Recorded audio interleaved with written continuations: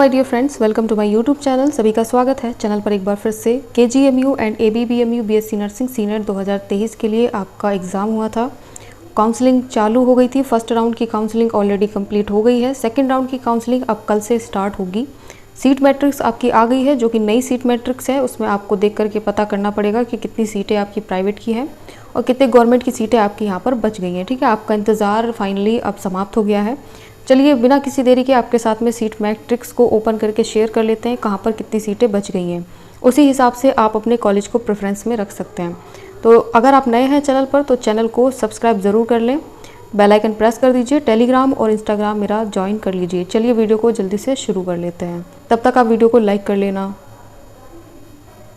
So friends, यहाँ पर original website पर आप ओपन कर लीजिए। ठीक है, खुद से भी देख सकते हैं। अपना क्रोम ब्राउज़र जो भी आप यूज़ करते हैं उसको आप डायरेक्टली यहाँ पर ABBMU डाल करके जो भी आप सर्च कर रहे हैं तो यहाँ पर लोगो आप देख सकते हैं। इस तरीके से आपको ओपन होकर के आ जाएगा। नीचे चलिए स्क्रॉल डाउन कर लेते हैं। ठीक है, यहाँ पर स्क्रॉल डाउन करने के बाद में आपका ये पैराग्राफ आपने देखा ही होगा। यहाँ पर आपको सिंपली क्लिक करना है। उसके बाद में नेक्स्ट पेज ओपन होकर के आ जाएगा और फर्स्ट में ही आपको यहाँ पर ठीक है देखने को मिल गया है कि आपका CNET 2023 round 2 of counselling BSc nursing, ठीक है, कोर्स 4 ईयर सीट मैट्रिक्स। ठीक है, तो आपका जो सीट मैट्रिक्स है वो आ गया है। यहाँ पर ओपन करके देख लेंगे। उसके बाद में एडेंडम जो है आपका वो भी देख लेते हैं क्या है, क्या चीज़ यहाँ पर दे रखी है। ठीक है, पहले अपना सीट मैट्रिक्स एक बार ओपन कर लेते हैं। चलिए यहाँ पर क्लिक कर लेंगे। सिंपली कोई भी आप PDF ओपनर से ओपन कर लीजिए। डाउनलोड होने के बाद में आपका ओपन हो जाएगा। तो यहाँ पर इस तरीके से कुछ आप देख सकते हैं कि आपकी सीटें कहाँ कहाँ पर कितनी रह गई हैं। ठीक है, तो ग्रेटर नोएडा की बात करते हैं पहले। ठीक है, यहाँ पर फर्स्ट रो में ही दे रखा है। गवर्नमेंट में तो यहाँ पर सीटें बची हैं 17। देखिए मैंने पहले भी आपको बता दिया था कि ज़्यादा से ज़्यादा यानी कि 70 से 80% तक सीटों का फिलअप हो जाता है राउंड फर्स्ट की काउंसलिंग में। ठीक है, काफ़ी बच्चे इस चीज़ को बहुत ही निगेटिव तौर पे ले रहे थे कि नहीं ऐसा नहीं होता है, जबकि रूल यही है 70 से 80% तक सीटों का सिलेक्शन आपका R1 में हो चुका होना चाहिए या हो चुका होता है। ठीक है, ये कह सकते हैं कि आपका जो भी फिलअप है वो कम से कम आधे से ज़्यादा बच्चे वहाँ पर सिलेक्ट कर लिए जाते हैं। ठीक है, तो इसीलिए पहले भी बताया था कि रैंक 130 तो प्लस ही गई होगी। ठीक है, यहाँ पर जो था वो चीज़ अब आप देख सकते हैं और अपने हिसाब से क्लियर कर सकते हैं कि कितनी सीटें अब लेफ़्ट हो गई हैं। काफ़ी बच्चे इस बात को निगेटिव तौर पर लेते हैं कि नहीं मैम ऐसा नहीं है, कॉलेज मिल जाएगा, मॉप अप राउंड तक मिल जाएगा। आप ट्राई कर सकते हो, कोई दिक्कत नहीं है। ठीक है, आप ट्राई कर सकते हो, कोई प्रॉब्लम नहीं है, लेकिन 70 से 80% जो सीटों का फिलअप होता है वो हो जाता है। ठीक है, तो इसको निगेटिव तौर पर ना लें। हमारा काम देखिए राइट इन्फॉर्मेशन पहुंचाना होता है, तो हम जो राइट इन्फॉर्मेशन होती है वही आपके साथ में शेयर करते हैं। तो यहाँ पर देख लीजिए ग्रेटर नोएडा की 17 सीटें अवेलेबल हैं। शाहजहांपुर में आपकी 12 सीटें रह गई हैं। गोरखपुर में देखिए 7 रह गई हैं। अयोध्या की 12, बस्ती में 14 सीटें अभी भी हैं। प्रयागराज में 9 सीटें रह गई हैं। कानपुर में 6। उसके बाद में आजमगढ़ में देख लीजिए यहाँ पर 8 सीटें हैं। फिरोज़ाबाद में 13।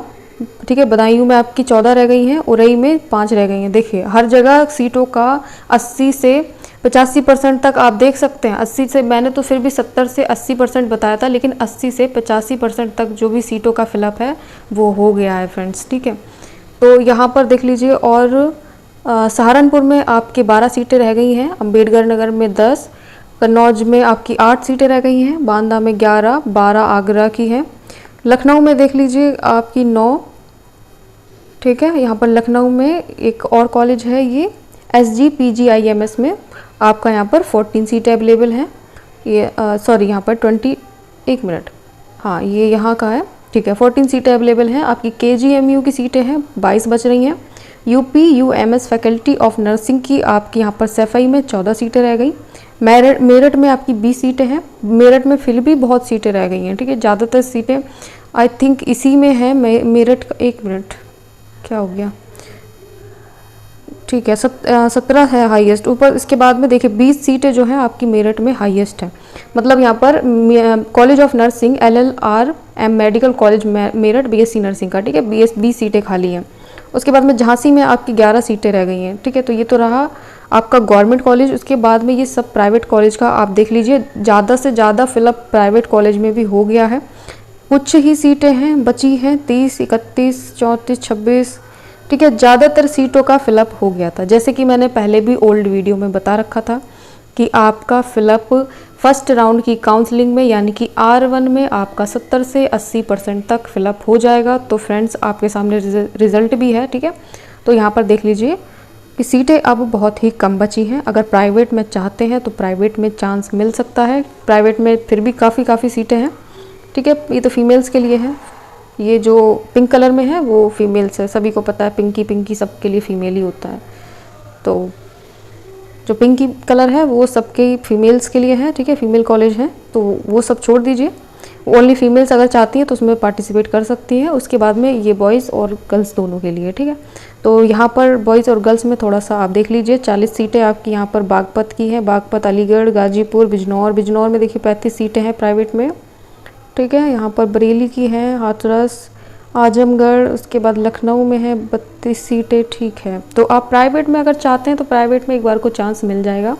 लेकिन यहाँ पर देख लीजिए गवर्नमेंट में आपको बहुत ही अच्छे अगर नंबर हैं आपके, ठीक है, तो उसके हिसाब से आप अपना चुनाव कीजिए, फिलअप कीजिए कॉलेज का, ठीक है। सीटें आप देख लीजिए, टेलीग्राम पर मैट्रिक्स में अपलोड कर दूंगी। उसके बाद एक नोटिफिकेशन और आया था, चलिए वो भी एक बार देख लेते हैं उसमें क्या लिखा हुआ है, ठीक है। चलिए थोड़ा वेट कीजिए। सो फ्रेंड्स यहाँ पर एक बार एलिजिबिलिटी देख लेते हैं, क्या क्या एलिजिबिलिटी है, कौन कौन यहाँ पर पार्टिसिपेट कर पाएगा। तो यहाँ पर देख लीजिए R1 में जो पार्टिसिपेट किए थे, जिन्होंने फ्लोट कराया था और उसके बाद में फ्रीज कराया था, ठीक है। तो फ्लोट वाले क्या थे, अपग्रेड करा रहे थे, मींस अपग्रेड होना था उनका, और फ्रीज वाला इनको एक्सेप्ट करना था सीट और अपना एडमिशन प्रोसेस आगे बढ़ाना था। तो अपग्रेड वाले तो कराएंगे ही कराएंगे यहाँ पर, ठीक है, वो तो एलिजिबल हैं ही। तो फ्रीज वालों का क्या है, अगर आपने एडमिशन नहीं लिया, कोई भी कारण से आपका एडमिशन कंप्लीट नहीं हुआ, तो आप यहाँ पर R2 की काउंसलिंग में पार्टिसिपेट कर सकते हैं। आपको एलिजिबिलिटी यहाँ पर प्रोवाइड कर दी है, ठीक है। तो यहाँ पर एक चीज़ और देख लेते हैं, who had been decline by allotted college due to non eligibility not valid sub category certificate, ठीक है। तो यहाँ पर देख लीजिए किन जो बच्चे डिक्लाइन कर चुके थे, ठीक है, जो डिक्लाइन किए थे, मीन्स जिनका कोई सर्टिफिकेट नहीं बना था या फिर कोई भी इशू था सर्टिफिकेट में, जो सब कैटेगरी या फिर कैटेगरी सर्टिफिकेट की बात हो रही है यहाँ पर, ठीक है। तो उन बच्चों को क्या है, यहाँ पर मौका मिलेगा कि जब आप R2 की काउंसलिंग में पार्टिसिपेट करेंगे तो एक ऑप्शन आपको दिखेगा नॉट एप्लीकेबल, ठीक है। तो वहाँ पर आपको सिलेक्ट कर लेना है। कब सिलेक्ट करना है, जब आपके पास में या तो वैलिडिटी एक्सपायर है कैटेगरी सर्टिफिकेट की, या सब कैटेगरी आपके पास में नॉन एप्लीकेबल है, मतलब आपके पास नहीं है, बना नहीं है, या फिर कोई इशू है, आप उससे आप समझ सकते हैं खुद अपने आसान भाषा में, ठीक है।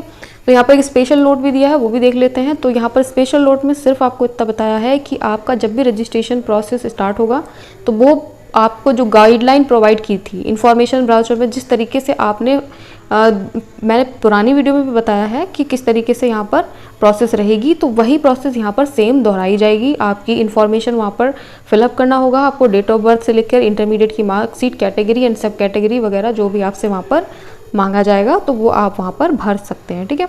तो यहाँ पर the category can only be update from the present category to U R unreserve only, ठीक है। तो ये दोनों PDF मैं आपको टेलीग्राम पर अपलोड कर दूंगी, वहाँ जाकर आप देख लेना, खुद से समझ लेना, ठीक है। टेलीग्राम मेरा ज्वाइन कर लीजिए या फिर आप खुद से ओरिजिनल वेबसाइट पर जाकर लॉगिन कर लीजिए, वहाँ पर देख लीजिए, आप सबको क्लियर हो जाएगा, ठीक है। अपने हिसाब से भी आप समझ सकते हैं। चलिए यहाँ पर इतनी इन्फॉर्मेशन थी आपके साथ में शेयर की, आई होप सभी को समझ में आ गया होगा, ठीक है। यहाँ पर क्या क्या इन्फॉर्मेशन है, कोई डाउट है, कोई क्वेश्चन है तो कमेंट करना, आंसर मैं आपको देने की पूरी कोशिश करूँगी। तो वीडियो को लाइक ज़रूर करना, चैनल को सब्सक्राइब करके रखें, कोई भी इन्फॉर्मेशन आती है तो जल्दी से आपके साथ में शेयर करने की पूरी कोशिश करते हैं, ठीक है। So thanks for watching dear friends, ध्यान रखिए सब लोग अपना, सेकेंड राउंड की काउंसलिंग के लिए रेडी रहना। Best of luck.